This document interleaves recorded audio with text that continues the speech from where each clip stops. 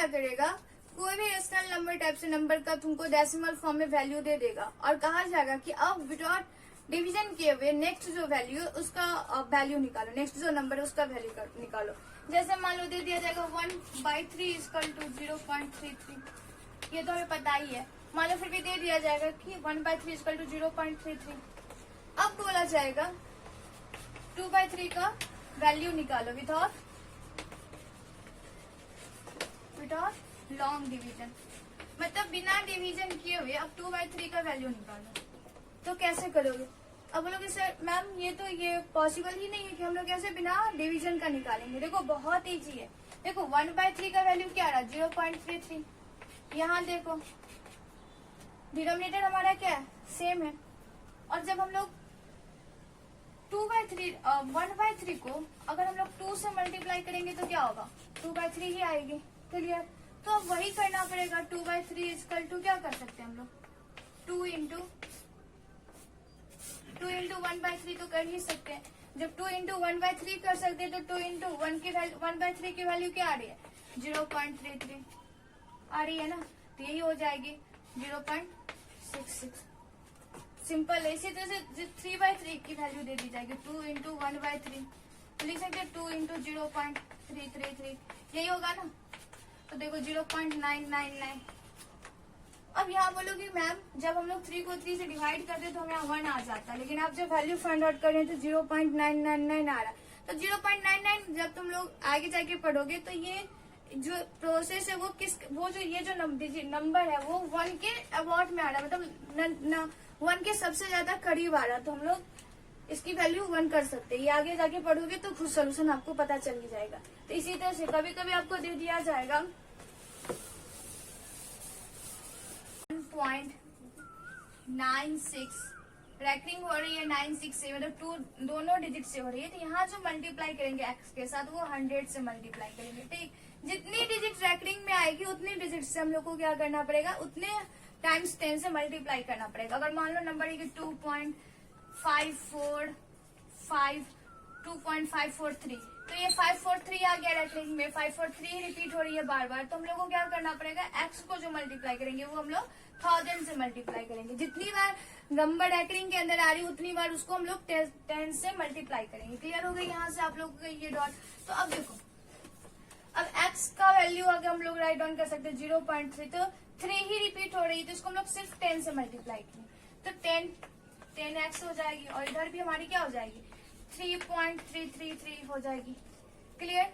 3.3 होगी ही ना जब 0.333 को मल्टीप्लाई करोगे 10 से आप, तो यहाँ से डेसिमल हटेगा 1 2 3 मान लो 3 जा रहा है अभी तो 3 दे दिए 1 कट गया तो 3.33 यही होगी हमारी। तो जब हम लोग 0.33 को मल्टीप्लाई कर रहे हैं तो हमारा क्या है 3.33 और ये इस तरह से जा सकती है। अगर हम लोग इसको 10x equal to 3 plus 0.33 write down कर सकते हैं क्योंकि 3.33 को हम लोग एक्सपेंडेड फॉर्म में 3 प्लस 0.33 भी राइट डाउन कर सकते हैं। अब देखो 10x इक्वल टू ये 0.33 हमारा क्या है x है, तो 3 प्लस x राइट डाउन कर सकते हैं, ऑब्वियसली कर सकते हैं। अब ये x को इधर ले आओ, लेफ्ट साइड में ले आओ, तो 10x minus x equal to 3 बच गई हमारी, तो 9x इक्वल टू 3 हो गई। और जब इसको तो x इसका वैल्यू ही लाना है तो 3/9 हो सकती है, और जब 3/9 करते तो 1/3, तो x इक्वल टू 1/3। यही इसका p/q फॉर्म हो गया। क्लियर हो गई? ये फिर से एक बार देख लो, अगर 0.33 को p/q के फॉर्म में लाना है तो कैसे लाएंगे। सबसे पहले इसको x मान लो, ये जो हमारा गिवन डिजिट है उसको नंबर है उसको हम लोग x मान लिए। अब x मानने के बाद हम लोग को क्या दिख रहा है कि ये जो 3 है वो रिपीट हो रही है। सिर्फ कौन रिपीट हो रही है, 3 रिपीट हो रही है। तो हम लोगों ने 10 से मल्टीप्लाई किया। 10 से मल्टीप्लाई करने का क्या रीजन था, मैंने बता दिया कि डेसिमल के बाद जितनी डिजिट रिपीट हो रही है उतने टाइम्स 10 से मल्टीप्लाई कर लेंगे बोथ साइड में। अगर हम लोग फिर 10 से मल्टीप्लाई किए तो 10x इक्वल टू 3.33 आ जाएगी। अब 3.33 को हम लोग एक्सपेंडेड फॉर्म के रूप में 3 प्लस 0.33 राइट डाउन कर सकते हैं।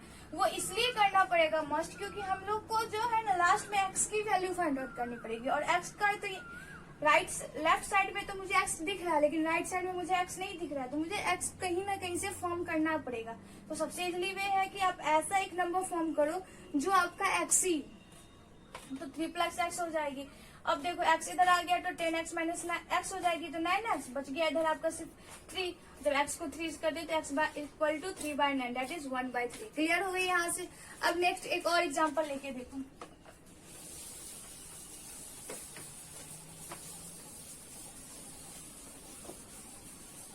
अब एक एग्जांपल और लेके देखते हैं, और वो हमारा एग्जांपल रहेगा 1.6154। रिपीट जो नंबर हो रही है वो बस 54 हो रही है। ध्यान से देखो इधर कि 1.6154 और रिपीट जो नंबर हो रही है बस 54 हो रही है। तो भी हम लोग लेट एक्स क्या मान लें। रुको मुझे ये रेज करने दो, क्योंकि फिर ये लंबा प्रोसेस पता चलेगा। तो नंबर था चेंज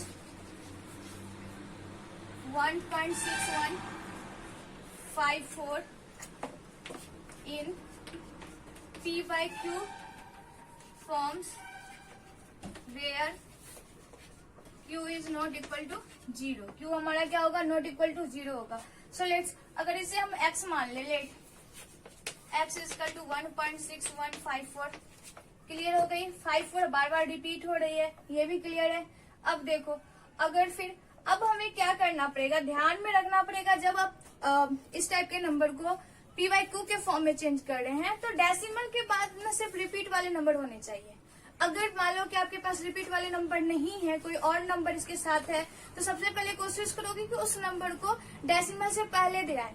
कहने का मतलब जब 1.6154 में ये देखो 61 क्या कर रहा हमारा, ये थोड़ा सा उसमें प्रॉब्लम क्रिएट कर रहा कि हमें तो पता है कि रिपीट करने के जस्ट बाद होना चाहिए, डेसिमल के बाद रिपीटिंग नंबर होना चाहिए, वो तो है नहीं। तो 61 को हम लोग कोशिश करेंगे कि इस डेसिमल से पहले एडजस्ट करें। तो इसको एडजस्ट करने के लिए क्या करना पड़ेगा, 61 है तो अगर हम लोग 100 से मल्टीप्लाई करेंगे,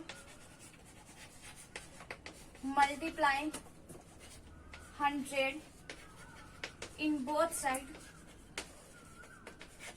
हो सकता है क्या, ये मान लो फर्स्ट इक्वेशन था हमारा, तो इसमें हम लोग 100 मल्टीप्लाई कर लेते, तो 100x इक्वल टू जब इसके साथ मल्टीप्लाई करोगे 100 को तो 161.54 आ गया ना। अब हमारा जो हमें चाहिए था, हमें देखो जब इस टाइप के क्वेश्चन को सॉल्व करना होगा तो ध्यान में ये रखना पड़ेगा कि डेसिमल के बाद क्या होना चाहिए, डेसिमल के बाद जो नंबर रिपीट हो रहे हैं वो आ जाना चाहिए। क्लियर। तो हमने यहाँ पहले हमारे पास नहीं था, क्वेश्चन जो था वो डेसिमल के बाद रिपीट वाले नंबर नहीं थे, तो हम लोग क्या किए, अगर इसको 100 से मल्टीप्लाई कर दे, देखो 61 है इसलिए 100 से मल्टीप्लाई किए। सिर्फ यहाँ पे 1 डिजिट होती तो 10 से मल्टीप्लाई करते, यहाँ 3 डिजिट होती तो 1000 से मल्टीप्लाई करते। क्लियर। अब 54 हो गया हमारा रेकरिंग में, तो ये हमारा मान लो सेकेंड इक्वेशन हो गया। क्लियर। अब जो हम लोग जो पहले वाला प्रोसेस किए थे उस प्रोसेस को यहाँ पे फिर कंटिन्यू करेंगे। 100x इक्वल टू 16.54 हो गई हमारी। अब इसमें 54 है तो हमें क्या करना पड़ेगा, 54 है तो फिर हमें दो रैकरिंग वाले नंबर है तो दोनों को हम लोग को 10 टाइम्स मल्टीप्लाई करना पड़ेगा। तो 100x में फिर लिखेंगे यहाँ पे मल्टीप्लाई 100 इन बोथ साइड। देखो यहाँ दो बार 100 से मल्टीप्लाई किए तो कंफ्यूज बिल्कुल मत होना, ये डेसिमल से के बाद रिपीट नंबर लाने के लिए किए थे, और जो बाद बाकी प्रोसेस यहाँ से स्टार्ट हो रहा वो जो हमारा फॉर्म था p/q के फॉर्म में रिप्रेजेंट करने के लिए उसका प्रोसेस आ रहा। अब 100 से क्यों मल्टीप्लाई किए तो बता दिए कि डेसिमल के बाद जितने नंबर रिपीट हो रहे हैं हम लोग क्या करेंगे, लेफ्ट एंड राइट साइड दोनों को उतने 10 टाइम्स से मल्टीप्लाई करेंगे। तो 100 से अगर मल्टीप्लाई किए तो इधर आ गया 10,000x इक्वल टू, इसको भी मल्टीप्लाई किए तो 54 इधर आ जाएगा 16154। अब 0.54 तो होता ही जाएगा, इसमें तो कोई डॉट ही नहीं है क्योंकि ये 54 बढ़ ही रहा है, तो 54 कर सकते हैं हम लोग। अब देखो 10,000 x इक्वल टू 54.54 हो गया। अब हम लोग क्या कर सकते हैं, ये हमारा हो गया इक्वेशन 3। अब हमारा इक्वेशन 3, तो हम लोग क्या कर सकते हैं, 3 में से 2 माइनस कर सकते हैं। इक्वेशन 3 में से हम लोग 2 को क्या करेंगे, माइनस करेंगे, तो सब्ट्रैक्ट 3 माइनस 2। क्लियर हो गई। सब्ट्रैक्ट 3 माइनस 2 अगर हम लोग कर लेंगे तो क्या हो जाएगा, देखो 10,000x माइनस 100x हो सकती है इक्वल टू में, अगर इसको इससे माइनस करोगे 16154.54 माइनस 161.54। तो 54 वाला तो ऐसे ही कैंसिल हो जाएगा। 16154 देखो 16154.54 में से 161.54 माइनस करना है तो 0 0 54 माइनस 1 3 15 माइनस 6 9 10 माइनस 1 कितने हो जाएंगे? 10 माइनस 1 इज 9। इधर बच गया हमारा कितना? इधर 15 और 993 तो ये हमारा हो जाएगा 15993। क्लियर हो गई। अब इधर माइनस करोगे तो कितना होगा? 9900 x इक्वल टू 15,993। क्लियर हो गई यहाँ पे। अब x की वैल्यू यहाँ से डायरेक्ट निकालो। 15993 बाय क्या हो जाएगी? 1000। कट कर लो, कट करोगे तो 900 है ना, 9900 है ना, 9900 कट करोगे तो क्या आ जाएगा? इसको अगर हम लोग 9 से कट करेंगे तो 1100 हो जाएगी और इधर कट करेंगे तो 1777 आ जाएगी। दैट मीन्स x की वैल्यू हमारी क्या हो गई? 11777 बाय 1100। क्लियर हो गई कि करना क्या होगा? फिर ध्यान से सुन देख लो, करना कुछ नहीं होगा। फर्स्ट अगर हम लोग के पास क्वेश्चन अगर आएगा कि x इसका change 1.6154 in p by q form where q is not 0। Question तो समझ में आ गई भाई। अब हम लोग को क्या दिख रहा है यहाँ पे कि अच्छा रेकरिंग जो हो रही है, मतलब रिपीट जो नंबर हो रहे हैं वो बस 5 और 4 है, 6 1 नहीं रिपीट हो रहे हैं। तो 6 1 अगर नहीं रिपीट हो रहे हैं तो हमारा रूल्स कहता है कि आप एक काम करो, 6 1 को डेसिमल से पहले लेके आ जाओ, क्योंकि डेसिमल के बाद सिर्फ रिपीट वाले नंबर हो सकते हैं। तो देखो हम लोग क्या करेंगे, डेसिमल से पहले लाने के लिए 61 है, 2 डिजिट्स है, तो हम लोग क्या करते हैं, जितने भी डिजिट्स हो कुछ नहीं करना होगा, 1 और उतने 0 डाल दो, उतने से मल्टीप्लाई कर लो बोथ साइड में। तो हमारा एक आ गया, एक ये फर्स्ट इक्वेशन था, ये सेकंड इक्वेशन हमारे पास आ गया। अब हमारा जो रूल्स कहता है कि भाई जब आप रेकरिंग हो रहा है तो रेकरिंग कितने डिजिट्स हो रहे हैं, 2 डिजिट्स हो रहा है, 3 डिजिट्स हो रहा है, फिर यही रूल फॉलो करो, 1 लिख दो, जितने डिजिट्स रेकरिंग में आ रहे हैं उतना 0 डाल दो, फिर बोथ साइड मल्टीप्लाई कर लो। ये भी इजी हो गया। अब करना क्या होगा, 3 - 2 करना होगा। इक्वेशन 3 में से हम लोग 2 को माइनस कर रहे हैं, जब माइनस कर रहे हैं तो 10,000 में से 100 में x चला जाएगा और 16154.54 में से 161.54 चला जाएगा। तो अब हमारा किधर हो गया, 9900 x equal to 1593, x equal to 15993 by 9900। अब इसको कटकुट करोगे तो तुम्हारा x इक्वल टू 1777 बाय 1100 हो जाएगा। क्लियर। इस तरह से तुम चाहो तो कोई जितने भी अगर तुम्हें नंबर दिया जाए तो इसको तुम p by q के फॉर्म में रिप्रेजेंट कर सकते हो। क्लियर हो गई। बाय 7 दे दिया जाएगा जिसकी वैल्यू 0.142857 दे दी जाएगी।